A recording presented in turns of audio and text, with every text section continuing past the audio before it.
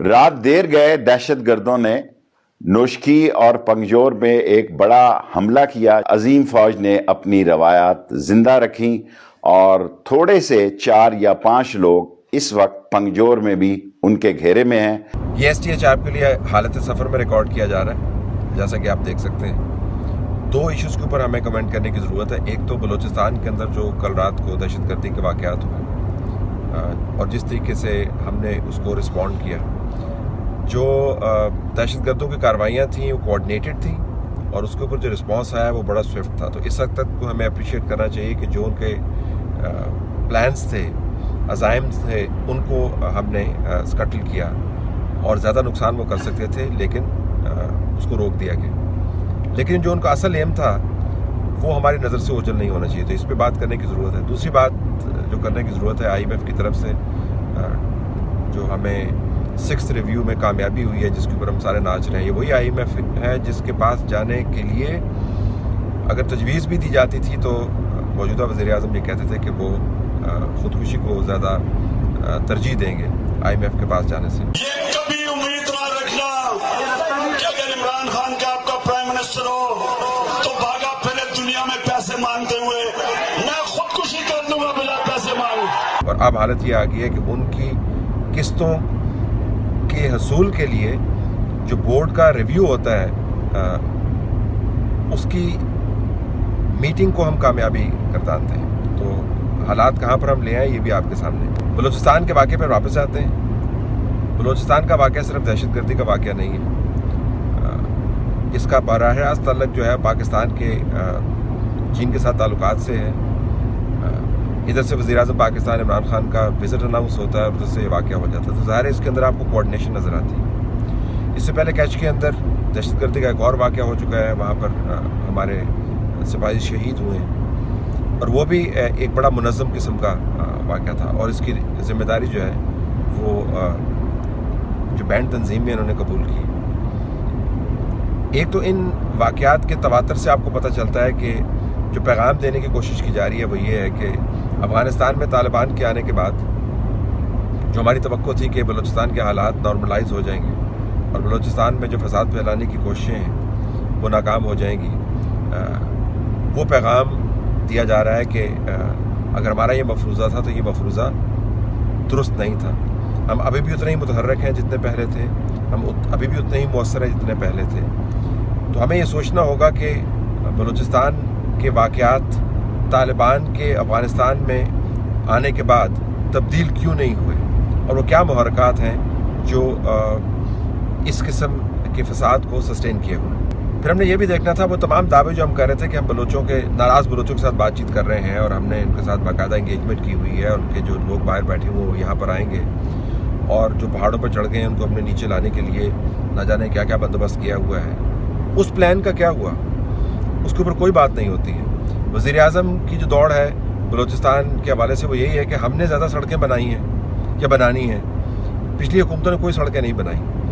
پہلے ہمیں یہ بتایا جاتا تھا کہ سڑکوں سے ترقی نہیں ہوتی، انسانوں کے اندر انویسٹ کرتے ہیں تب ترقی ہوتی ہے. لیکن اب بلوچستان کے اندر جہاں پر انسانوں کے اندر انویسٹ کرنے کی سب سے زیادہ ضرورت ہے، ایک ایسا سیاسی نظام آپ نے بنا دیا ہے جو مکمل طور پر بے حسی کا شکار ہے اور کسی قسم کی کوئی اس کے اندر رمق باقی نہیں ہے اپنے لوگوں کی مدد کے لیے. دوسری طرف جو ہم نے پلانز بنائے تھے انسانی ترقی کے لیے ان کو اب ہم نے روڈوں میں کنورٹ کر دیا ہے. آپ روڈز بنا لیں گے لیکن ان روڈز کے اوپر سے اگر ان ٹرکوں نے آنا ہے، ان گاڑیوں نے آنا ہے جنہوں نے آ کے FCC کے چیک پوسٹوں کے اوپر یا کیمپس کے اوپر حملے کرنے ہیں، تو پھر سوال یہ ڈیولپ بنتا ہے کہ آپ روڈز کے ذریعے لوگوں کے دل نہیں جیت سکتے. آپ کو سیاسی نظام کے ذریعے اور ڈیولپمنٹ کی پالیسیز کے ذریعے لوگوں کے دل جیتنے ہیں. یہ دل جیتنے کے لیے آپ کو ظاہر ہے قومی مباحثہ کرنا ہوگا. آپ کو تمام سیاسی جماعتوں کو آن بورڈ رکھنا ہوگا. اس پر ہم تیار نہیں ہیں کیونکہ ہمارا خیال ہے کہ پاکستان کے اندر صرف مسلسل اور دائمی طور پر ایک ہی شخص اور ایک ہی جماعت کی حکومت ہونی چاہیے. باقی سب چور ہیں، باقی سب ڈاکو ہیں، باقی سب جو ہے قابل گردن زنی ہیں. ان سب کو جیلوں کے اندر ہونا چاہیے اور اس شخص کا نام ہے عمران خان اور اس پارٹی کا نام ہے پاکستان تحریک انصاف. اگر آپ پارٹی کے پوائنٹ آف ویو سے دیکھیں تو یہ آپ کو سینس بھی لگتا ہے کیونکہ کسی زمانے میں شہباز شریف صاحب بھی کہتے تھے کہ ہم 30 سال حکومت کریں گے. ہر پارٹی کی خواہش ہوتی ہے اس کی قیادت کی خواہش ہوتی ہے کہ کبھی ان کو کرسی چھوڑنی نہ پڑے. لیکن پاکستان جو ہے کسی ایک پارٹی یا ایک شخص کی جاگیر تو ہے نہیں. سب نے اس کے اندر مل کے حصہ ڈالنا ہے. اور جب موجودہ سیاسی جماعت کی ساکھ اس طرح کی ہو جس طرح کہ KP کے ضمنی انتخابات میں سامنے آئی ہے، تو پھر یہ سوال اٹھتا ہے کہ آپ کب تک پاکستان کو ڈیوائیڈ کر کے رول کرتے رہیں گے. اگر آپ نے یہ مباحثہ نہیں کیا تو بلوچستان کے اندر جو دہشت گردی کے واقعات ہیں وہ ایک بڑی انسرجنسی میں تبدیل ہو سکتے ہیں. اس کے بارے میں کسی غلط فہمی کا شکار نہ رہیے. اور کل کے جو واقعات ہیں اس بات کا ثبوت ہے کہ حالات ویسے نہیں ہیں جیسے بتائے جاتے ہیں. میڈیا سے خبر غائب کرنے سے حالات تبدیل نہیں ہوتے. اکانومی کی حالت آپ دیکھ لیجئے. IMF کے 6th ریویو کے اوپر ہم چھلانگیں لگا رہے ہیں، اور اس کی جو اسٹیٹمنٹ جاری کی گئی ہے وہ بھی ہم آپ کے سامنے رکھ دیتے ہیں. آپ کو بتایا گیا کہ ہم نے اکانومی کو ری بیس کر دیا، یعنی جو بنیاد ہم نے تبدیل کر دی تجزیے کی اپنی، اور اب اکانومی کے نمبر ہمارے بڑے اچھے ہو گئے ہیں. پچھلے 15 سال میں ایسی ترقی نہیں ہوئی. IMF کی اسٹیٹمنٹ کا یہ حصہ آپ دیکھ رہے ہیں جس کے اندر آپ کو بتا رہے ہیں کہ پاکستان کی GDP گروتھ جو ہے وہ 4% ہوگی. وہ 5.6% نہیں ہوگی، وہ 6% پر نہیں جائے گی. جن لوگوں سے آپ پیسے لے رہے ہیں وہ آپ کے فگرز قبول نہیں کرتے. جن لوگوں کے پاس جانا آپ اپنی خودکشی کرنے کے عمل کو زیادہ آپ ترجیح دیتے تھے، وہ لوگ آپ کو بتا رہے ہیں کہ آپ کی معیشت کتنی ولنریبل ہے. وہ آپ کو بتا رہے ہیں کہ جو علاقائی ٹینشنز ہیں وہ آپ کے مسائل میں اضافہ کر رہی ہیں. وہ آپ کو بتا رہے ہیں کہ آپ نے جو ریفارم کرنی تھی وہ آپ نے ریفارمز نہیں کی. وہ آپ کو بتا رہے ہیں کہ پاکستان کی ایک معیشت کے ڈھانچے کے اندر جو خرابیاں ہیں جو دور ہونی تھی وہ نہیں ہوئی. ان کی اسٹیٹمنٹ کو غور سے پڑھیے تو آپ کو پتہ چلے گا کہ پاکستان اسی جگہ پر کھڑا ہے جہاں پر 3 سال پہلے کھڑا تھا، بلکہ حالات مزید خراب ہو گئے ہیں.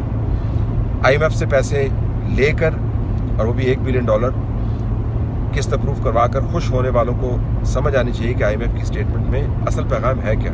اور پھر انتخابات کے سال کے اندر آپ نے کھل کے پیسے خرچ کرنے ہیں، کیونکہ پنجاب کے اندر جو آپ کی حالت ہے وہ پیسے لگا کر ہی آپ کچھ تھوڑی سی تبدیل کر سکتے ہیں. ڈیولپمنٹ فنڈز ان کو کہتے ہیں. IMF آپ کو بتا رہا ہے کہ آپ اس قسم کی شاہ خرچیوں کے متحمل نہیں ہو سکتے.